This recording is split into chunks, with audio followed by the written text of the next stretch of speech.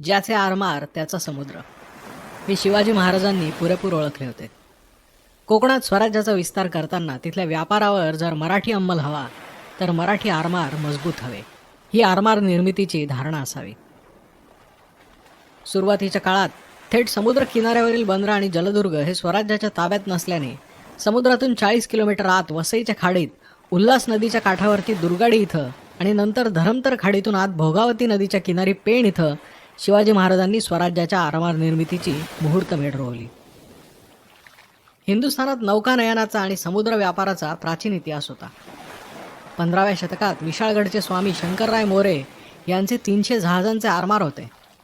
त्यानंतर काही शतकं एतद्देशीय राज्यकर्त्यांच्या अभावामुळे लष्करी जहाज बांधणीची कला लोप पावली आणि म्हणून या कार्यात शिवाजी महाराजांना प्रारंभी युरोपीय तंत्रज्ञांची मदत घ्यावी लागली. आरमार निर्मितीच्या या कार्यात रुई लेंताव विएगस या पोर्तुगीज नाविक अधिकाऱ्याच्या नेतृत्वात त्याचा पुत्र फेर्नाव विएगस याच्यासह एकूण 340 युरोपीय, ज्यात मुख्य पोर्तुगीज लोक होते, हे मराठा आरमारासाठी 20 युद्धनौका बांधत असल्याचा उल्लेख 9 जून 1659 रोजीच्या वसईच्या पोर्तुगीज कॅप्टन आंतोनियो द मेलू द कास्त्रू याने गोव्याला आपल्या वरिष्ठांना पाठवलेल्या पत्रात केलाय. स्वराज्याच्या आरमार निर्मिती संदर्भात हा सर्वात जुना उल्लेख सापडतो. लवकरच पोर्तुगीजांनी मराठा आरमाराचा भविष्यातला धोका लक्षात घेऊन वसई इथल्या जुआव द सालाझार याच्या मार्फत रुई लेंताव विएगस याची मनधरणी सुरू केली. त्याला आणि त्याच्या हाताखालील इतर कारागिरांना पुन्हा पोर्तुगीज अंमलातील मुंबईमध्ये त्यांनी परत आणले. एव्हाना स्थानिक लोकांनी युद्धनौका बांधणीचे काही तंत्र आत्मसात केले होते. त्यामुळे आरमार निर्मितीच्या कार्यात तसा खंड पडला नाही. सुरुवातीस मराठा आरमारासाठी शिवाजी महाराजांनी छोट्या नावांसोबत गलबत आणि गुर्राब ही जहाजं बांधली. मराठा आरमारातील मोठी जहाजं ही 10-12 तोफा असणारी आणि सुमारे 50 सैनिक बसतील या क्षमतेची होती. या व्यतिरिक्त तारवे, मचवे या प्रकारच्या छोट्या नावाही बांधण्यात आल्या. यामधून पाणी, रसद, संदेश नेणे आणणे ही कामे होत असत. मराठा आरमारातील गलबतावरती त्रिकोणी शिड्या असत आणि गुराबावरती 2 डोलकाठ्या असत. प्रत्येक डोलकाठीवरती 2 चौकोनी शिड्या असत. पुढे अनेक वर्षांनी शाहू महाराजांच्या काळात कान्होजी आंग्रेंच्या नेतृत्वात मराठा आरमारात पाल सारखी मोठी युद्धनौकाही अधिक दिसू लागली. या पाल गुराबासारख्याच पण आकाराने मोठ्या होत्या. पालवरती 3 डोलकाठ्या असत आणि तिन्ही डोलकाठ्यांवरती गुर्राबासारखे चौकोनी शिड्या असत. यातील मुख्य फरक असा की पालवर मधल्या डोलकाठीवरती 3 चौकोनी शिड्या असत, ज्यामुळे हिला अधिक वेग मिळेल. पावसाळ्यात जहाजात पाणी शिरू नये म्हणून सुरुवातीस नारळाच्या सुकलेल्या पानांनी नांगरलेली गलबते झाकली जात. जहाज निर्मितीसाठी वापरण्यात येणाऱ्या लाकडाबद्दल देखील शिवाजी महाराजांनी दंडक घालून दिले होते. स्वराज्यातील सागवाना व्यतिरिक्त इतर फळझाडे जसे की आंबा, फणस ही झाडे जहाज निर्मितीसाठी तोडू नये असा स्पष्ट आदेश होता. ही झाडे 1-2 वर्षात येत नाहीत. मोठी होण्यास पुष्कळ वेळ घेतात. रयतेने मोठ्या मायेने ती वाढवलेली असतात. ही झाडे तोडल्याने फळबागांचेही नुकसान होते आणि म्हणून ती वापरू नये. त्यातही एखादे जीर्ण झालेले झाड असेल तर तेही त्याच्या मालकाच्या परवानगीशिवाय तोडू नये अशी सक्त ताकीद होती. महाराजांच्या आरमारात मुख्यतः किनारपट्टीवरील साहसी असे कोळी, भंडारी, आगरी, सोनकाठी, कर्नाटकातील आंबी, कोकणातील खारवी आणि दालदी हे लोक होते. सुरुवातीला 5 गुर्राब आणि 15 गलबत यांचा एक सुभा होता. या सुभ्यावरती सुभेदार नेमले जात.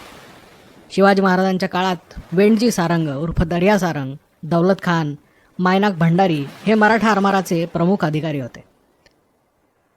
शिवाजी महाराजांच्या आरमार उभारणीत ज्यांची मदत शिवाजी महाराजांनी घेतली तेच पोर्तुगीज मराठ्यांच्या आरमारास प्रत्यक्ष अप्रत्यक्षपणे प्रथम अटकाव करत होते. वसई आणि धरमतरच्या खाडीतून आरमार बाहेर येण्यास प्रतिबंध घालावा या संदर्भात स्पष्ट निर्देश गोव्याच्या वरिष्ठांकडून त्यांना आलेले दिसतात. मे 1662 मध्ये स्वराज्याचे दाभोळ येथील सुभेदार राघोवल्लाळ अत्रे यांनी गोव्याच्या पोर्तुगीज अधिकाऱ्यांना कळवलं होतं की आमची 5 पारवं आणि 1 पताश म्हणजे पोर्तुगीज प्रकारातील एक जहाज होतं, कारंजा इथं अडवण्यात आली आहेत. ती आपण लवकरात लवकर सोडून द्यावी. यावेळी पत्राच्या उत्तरादाखल पोर्तुगीज अधिकारी सहकार्याची हमी देऊनही परस्पर वसईचा कॅप्टन याला मात्र गुप्तपणे या नौका जाळून टाकण्याचा निर्देश देताना दिसतो. पुढे शिवाजी महाराजांनी चौल ताब्यात घेतले आणि तिथं 50 युद्धनौका बांधायला घेतल्या. या युद्धनौका पोर्तुगीजांच्या ताब्यात असलेल्या दक्षिण चौलच्या मार्गे समुद्रामध्ये येणार होत्या.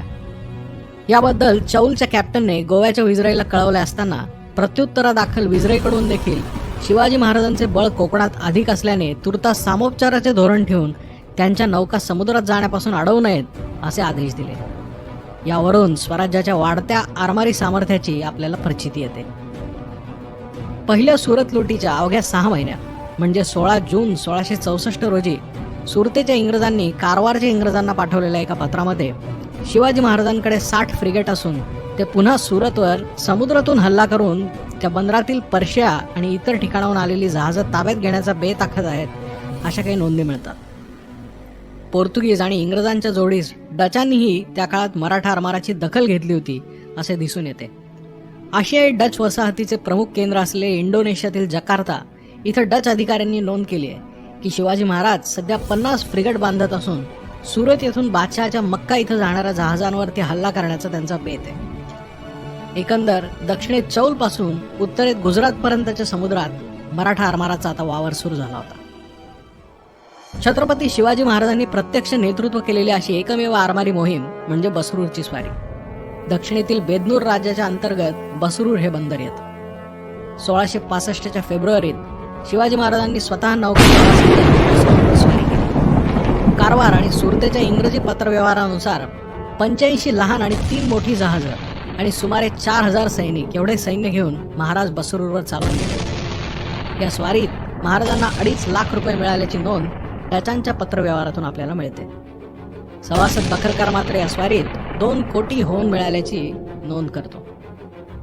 महाराजांच्या या एकमेव आरमारी स्वारीची नोंद जेधे आणि शिवापूर शकावलीने घेतलेली आहे. दोन्ही शकावलीतील तिथी एकमेकांना विसंगत असल्याने बहुधा माघ महिन्यात प्रयाण झाले असावे आणि फाल्गुनात हल्ला झाला असावा. या स्वारीनंतर बेदनूरच्या नायकाने वार्षिक 3 लाख होऊन कबूल करत उमाजी पंडित नावाचा एक मराठी वकील त्याच्या दरबारात ठेवून घेतला होता. याच काळात मराठा आरमाराने परकीय व्यापाऱ्यांच्या जहाजांना पश्चिम समुद्रात जेरीस आणलं होतं. नोव्हेंबर-डिसेंबर 1664 मध्ये वेंगुर्ले बंदरात मस्कत आणि पर्शियाहून आलेली आदिलशहाच्या मालकीची 2 जहाजं मराठ्यांनी पकडली. ऑक्टोबर 1664 मध्ये मराठ्यांनी गोवा ते चौल या समुद्री मार्गावरील हस्तिदंत घेऊन चाललेली 8 जहाजं ताब्यात घेतली होती. स्वराज्याच्या किनारी प्रदेशाच्या रक्षणाव्यतिरिक्त व्यापारासाठीही आरमाराचा उपयोग झाला. स्वराज्याची जहाजं मिठाचा व्यापार करण्यासाठी वापरली गेल्याचे अनेक उल्लेख मिळतात. डाक रजिस्टरमधील एका नोंदीत राहुजी सोमनाथ यांनी पाठवलेली 2 जहाजं परत आली असून त्यांनी चांगलाच नफा कमावला आहे अशी एक नोंद मिळते. इंग्रजांच्या कागदपत्रात या जहाजांचा सॉल्ट फ्लीट असा उल्लेख मिळतो. तर असं होतं स्वराज्याचे आरमार.